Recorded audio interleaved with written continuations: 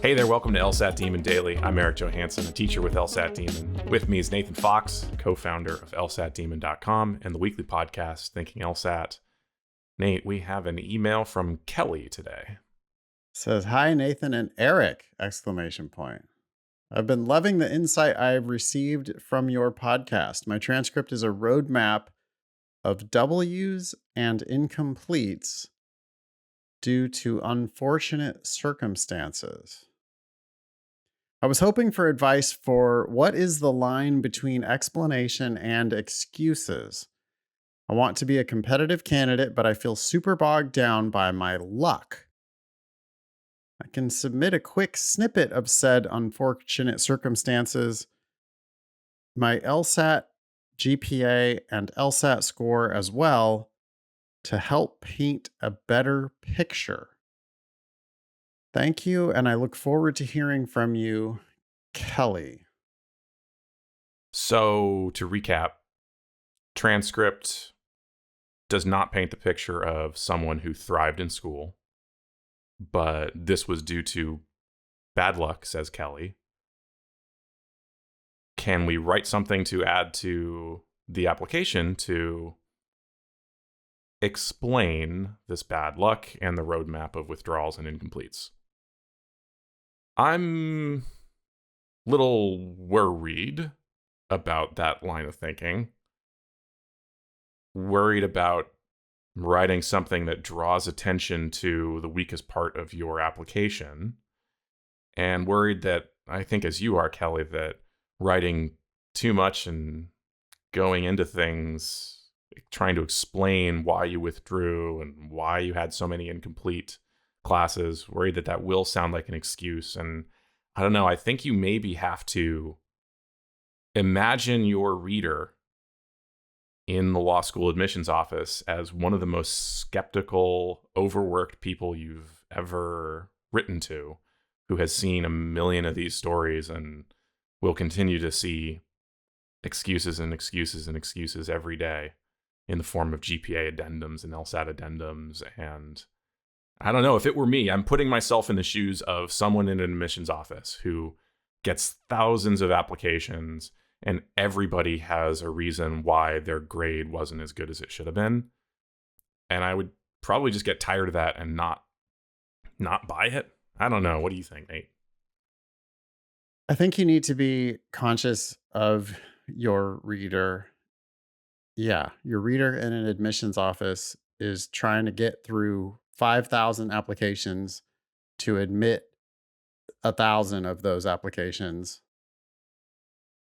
to eventually have an incoming class of 300 or 400 people. That's at a pretty high ranked school, actually. If they had a 20% admit rate, that'd be pretty low. I mean, that's a pretty low rate. Like, that's a pretty good school if they're only admitting 20% of applicants. Mm-hmm. But they're getting through. What I'm trying to say is that they're going to turn thousands of applications into hundreds of offers of admission, and then when they admit people, they're hoping that those people are going to turn around and actually come to their school. They're going to make those decisions based on LSAT and GPA largely.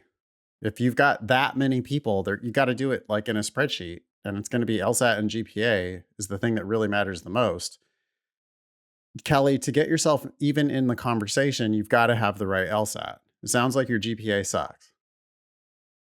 I mean, unless I'm reading wrong, but if you have lots of different incompletes and withdrawals and things, it sounds like your grades are probably going to be pretty bad. Maybe that's not the case. Maybe Kelli's just stressing out about incompletes and withdrawals. I mean, I don't think those things matter at all. I think the only thing that matters is your GPA. Mm-hmm. Now, Kelli, if your GPA sucks, then your GPA sucks. And you need to get a good LSAT so that you can look like a competitive applicant. Yeah, it doesn't mean that your chances at a scholarship to law school are out the window. You'll be a splitter, right? You'll be like, you're getting in despite your grades because of your LSAT.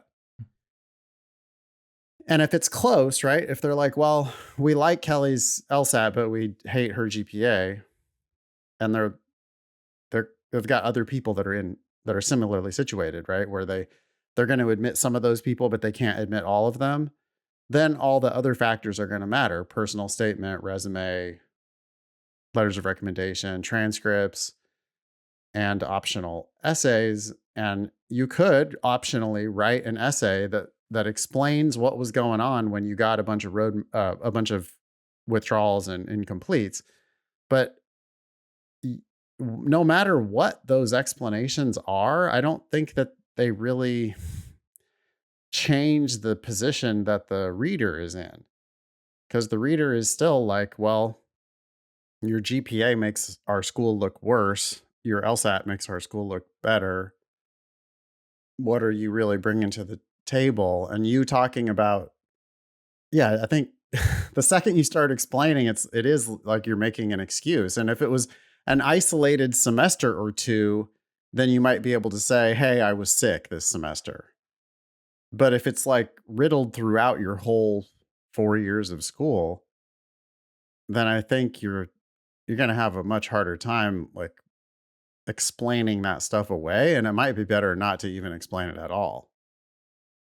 Because as Erik said first, you are spending time and drawing attention to the worst part of your application. Can you, Kelli, try to spin it in a positive direction? Hmm. Were there a semester or two where you did really well? Maybe point to those and say, hey, look at my senior year when I was able to get all straight A's.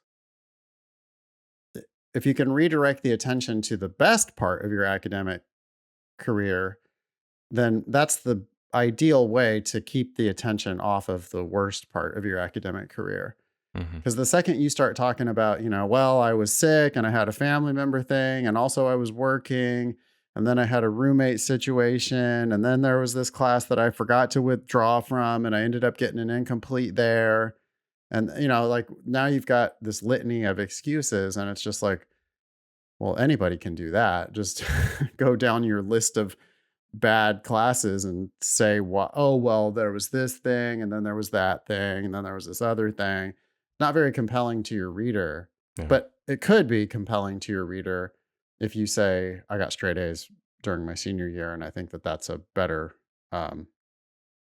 representation of what I'm going to bring to your school. Something like that. Yeah. Thank you, Kelli, for writing in. Hope that was helpful. Email daily@lsatdemon.com if you'd like to ask us a question or share some LSAT or law school admissions news. Thanks for listening.